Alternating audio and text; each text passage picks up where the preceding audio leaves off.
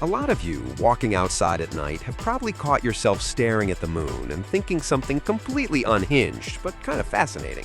What if we just blew it up?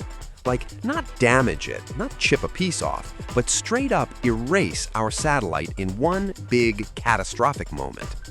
Hollywood has been milking this idea forever, but the funny part is, the question actually has a real scientific backbone. So let's break it down right now by answering the core prompt. What would happen if the moon was destroyed? What's up? Future Digest here. Like the video, subscribe, and let's begin. Step 1 is the boring buzzkill.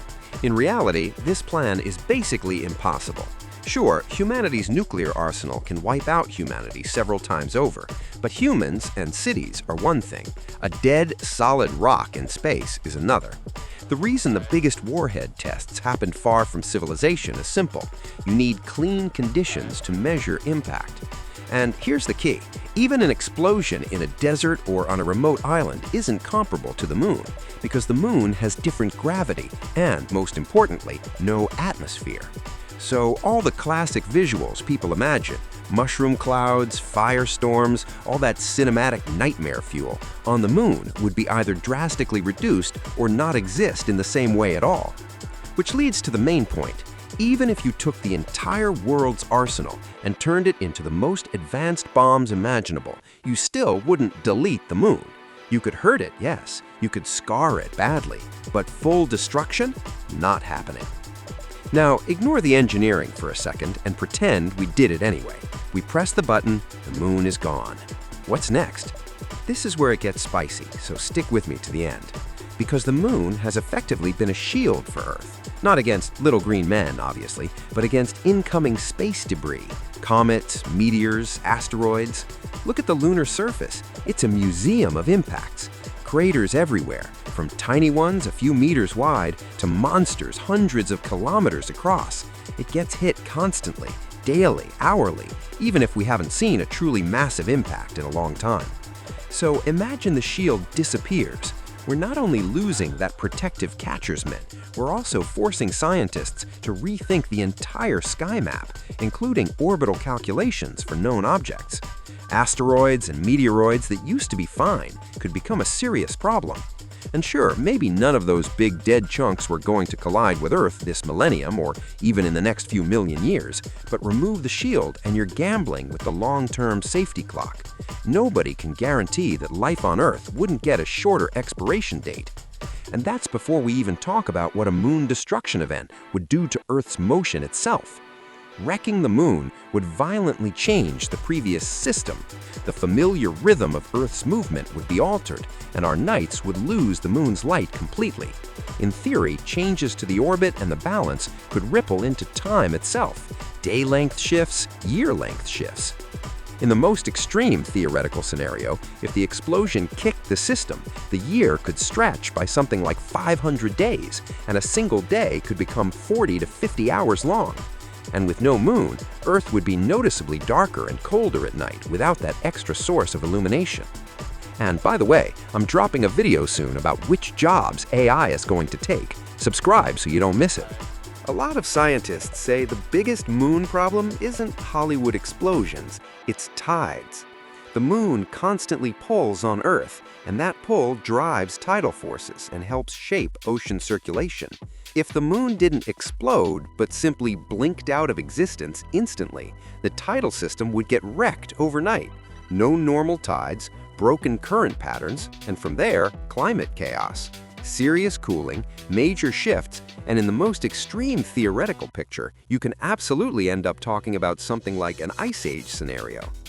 But we're not discussing a magical disappearance. We're talking about the moon being blown apart. And in that scenario, the answer is brutally simple. Life on Earth is done.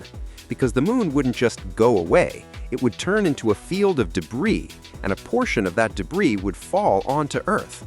We're talking about fragments bigger than anything our planet has ever had to deal with. People love bringing up the dinosaur killer asteroid, roughly 10 to 15 kilometers across. Okay, now ask yourself, If a body as massive as the moon breaks, are we really pretending it can't throw off chunks far bigger than that? Because a fragment on the scale of hundreds of kilometers would be beyond extinction event. That's delete the biosphere territory. Planet-wide fires, colossal crust fractures, and a surface that keeps getting cooked for centuries, possibly thousands of years. And if the atmospheric system collapses along the way, you don't even have a stable world left for recovery. You're not rebuilding, you're starting from zero, if that's even possible. So fine, fully destroying the moon is not something we can realistically do anyway. But let's downshift to a more plausible thought experiment. What if we set off a thermonuclear bomb on the moon's surface, say a 100 megaton class blast?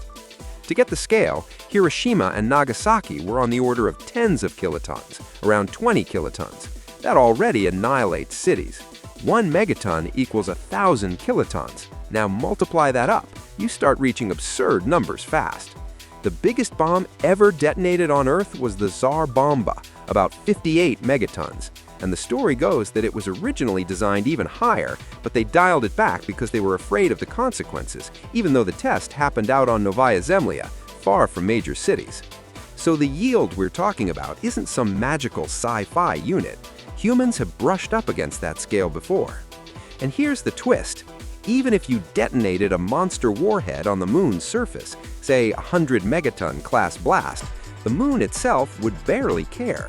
Yes, you'd carve out a crater, something like 2 to 3 kilometers across, but the moon is basically a graveyard of impacts. It's covered in craters of every size.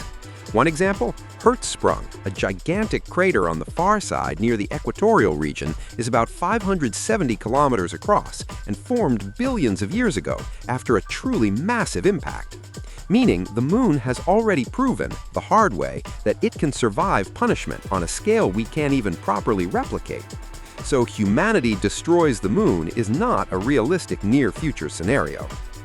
But a thermonuclear blast on the lunar surface could still matter for Earth, even if it doesn't hurt the moon.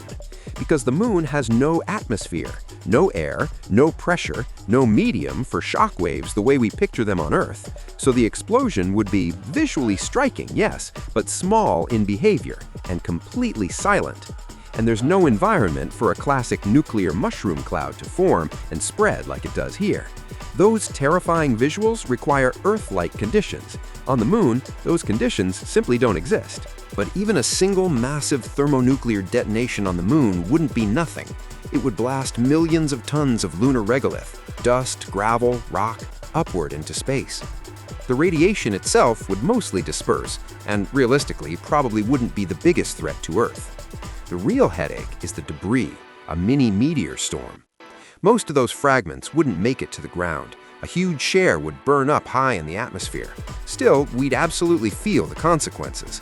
First, anything in orbit that sits in the wrong place at the wrong time, satellites, spacecraft, stations, could get shredded. If your orbital path intersects a cloud of high-velocity fragments, you don't take damage, you get erased. Second, some fraction of the debris would survive long enough to drop into the atmosphere and fall across different parts of the planet. And here's the fun reality check. This kind of cosmic rain isn't rare in general. Scientists estimate Earth gets hit by over 30,000 space rocks per year in a wide range of sizes. Most burn up. A big portion falls into the ocean. That's why we barely notice. Occasionally, you'll see a headline, "Golf ball-sized meteorite punches through someone's roof in the US." It happens. It's not the end of the world. But there's a world of difference between tens of thousands of tiny pieces spread out over a year and millions of fragments dumped into the system. Even if most pieces aren't bigger than a soccer ball, that's still enough to smash roofs, wreck cars, and injure people. So yes, Earth and humanity would take a hit. Not planet explodes, but definitely global damage and casualties. Meanwhile, the moon itself still wouldn't be destroyed by one big warhead. It would basically remain the moon. And even the idea that a blast like this could knock the moon out of orbit doesn't hold up at scale. A thermonuclear warhead affects the moon about as much as you affect a heavy wardrobe by blowing on it. Looks dramatic, does nothing. So for now, blowing up the moon is still firmly in fantasy territory.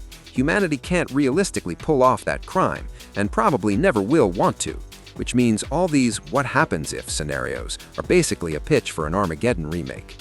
Drop your thoughts in the comments. New episode soon. Good luck.